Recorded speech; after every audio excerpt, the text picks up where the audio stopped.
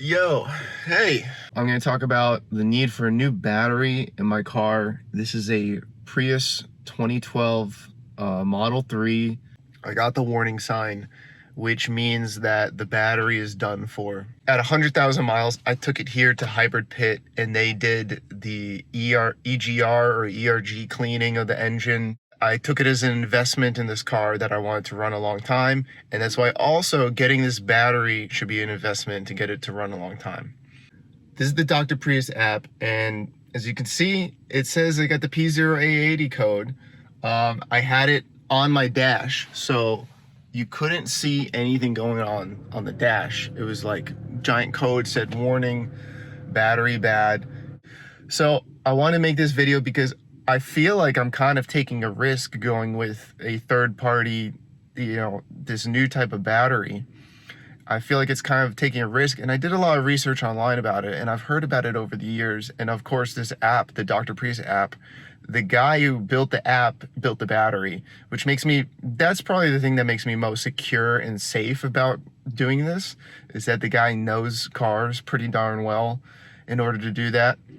But I want to make this video to show everyone that, this is how it goes. If you're thinking about doing this yourself, here's what I did.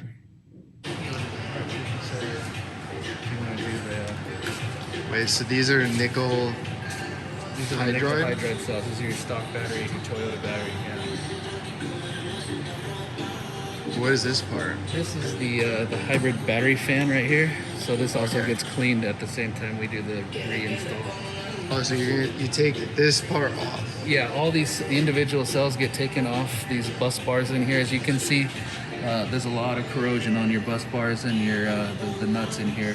So those get cleaned off. Two of the cells though, that's the problem. That's why you're saying this corrosion damages cells? It can eventually. It'll degrade the quality and the power of the individual cells, whichever one is bad. So you did say this car was from Florida, right? Yeah, I think it might have gotten into humidity. When you have like a humid climate, it's going to corrode a lot faster.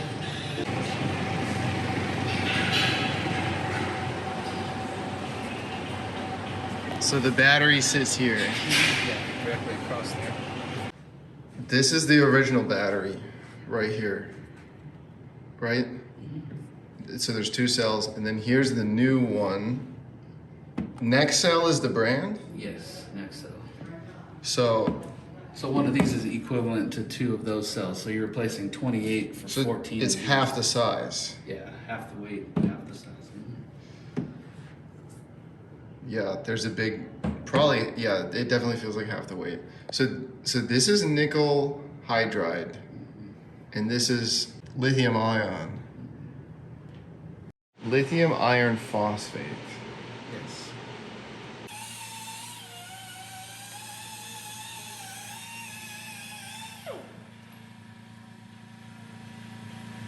So it's the same size.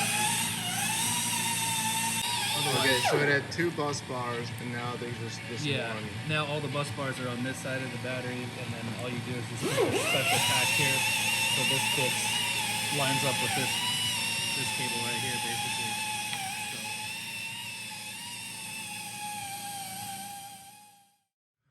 All right, so we're here at the end of the new battery install. I drove it around a little bit, and I just wanted to show that so this is what it came out to. They told me actually in my car that I was missing a cooling fan duct. So obviously that's not everyone's gonna have that issue. So you can see that the cooling fan duct was $65. So you say that it was about $2,600 for everything to go. Now let me talk about the price here. That I called two other places, and they were $2,000 for a refurbished battery, and then something green, I forgot the name, and then another company wanted $2,200 for a lifetime battery. But you said that sometimes the batteries die after a year, so I would have to replace it after another year. And then another place was like, it could be $3,000 for a new battery. So I think that going with this and coming out to be about $2,600 for installation and battery is going to be advantageous because of the included improvements with mile per gallon and quality of the ride. Makes it better than just going with a stock battery that incidentally would have been more money. So we'll see. And then also the big improvement, which I'm excited to see and test out, is the speed. There's going to be a speed improvement. So I did do a little test drive, and next section of the video, when I've driven it for a long time, I'll really see if I test a big difference. I haven't taken it out on a highway or anything, but I do feel like maybe it's slightly faster, but then again, I don't know. It's still a Prius. It's not a speed demon. I want to clarify that this is Gen 2 of the lithium-ion battery, and that the difference is that it has a different chip in it that does a better job balancing all the time, and it has better cooling vents on the top of the battery. So I guess those improvements don't affect the MPG, but affects the quality of the battery and probably makes it last longer. So he said that the computer in the car has a lot of stuff that's going to average out over time, that everything is always balancing and talking to each other in the car. And I also want to add, he said that the car will take a lot longer to turn on and cycle the motor to charge up the battery. He said it could take about 30 minutes, where I do recall that the engine would turn on a lot. Like right now, well, I'm just sitting right now and it's at full. So apparently it will just sit there and not have to cycle all the time. He said it would take up to 30 minutes. He said about 48 miles per gallon stock on the car.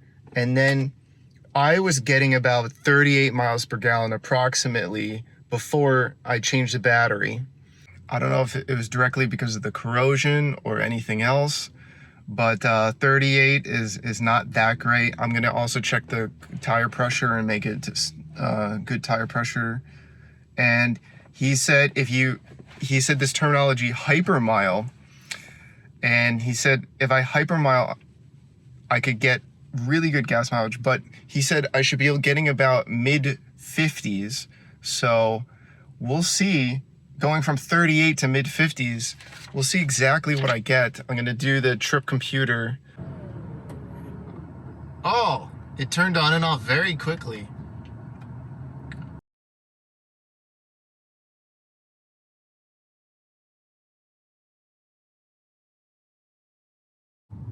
I've filled up the gas tank completely. I'm gonna reset this, and I'm gonna also go reset the other one. They're both reset. It says 404 right now, which is what I know it didn't reset just for what I just filled up. And let's take it for a drive. Here we go. So now the next part of this story is I'm gonna test out the car, and we'll see what miles per gallon in savings I get.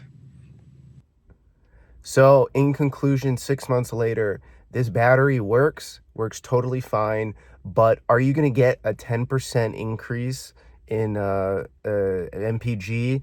For me, it was not so. It was pretty much baseline. I increased the tire pressure. I would sometimes baby the car, which would get it up to like 50, 51. One moment I broke 52 MPG, but is it a drastic increase? No. Also, I do drive in the city. I'm not driving as many highway miles as some other people, so factor that into your consideration. This is 6 months later, 6 fill-ups later. I did my own calculations. A gas tank would get me about 420 miles. I did not just trust the internal computer in the car. I had a spreadsheet with my own calculations after every fill up, and I want to say that the internal computer is extremely accurate. So when I do look at it and it says 48 miles per gallon, that is what it was. I did my own calculations. For anyone who wants to call me out on that, I did check it. I double checked. So in conclusion, this battery works totally fine. If you're going to get it, you're probably going to save some money.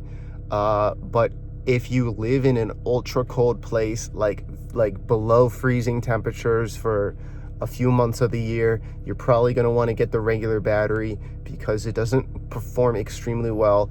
As of this video, I learned that now there's a version 2.5 that they just came out with, which helps out in the cold even more. So that's a great thing to have released, is another option to help you in the cold. But again, if you know, weigh that into your consideration with the battery. And I also want to say that I don't live in the cold. I don't have to worry about that, so I don't care about that part. Am I going to upgrade the battery to 2.5? No, I'm not. So in conclusion, it's just not an insane 10% improvement over miles per gallon. I do, 48, 49, 50 miles per gallon is pretty good. It's for today, it is what it is. You're not going to push it. The car intrinsically is going to get around that. You're not going to get, 70 miles per gallon. It's just not going to happen. So there you go. That's the conclusion. If this video was informative and you enjoyed this, give me a thumbs up.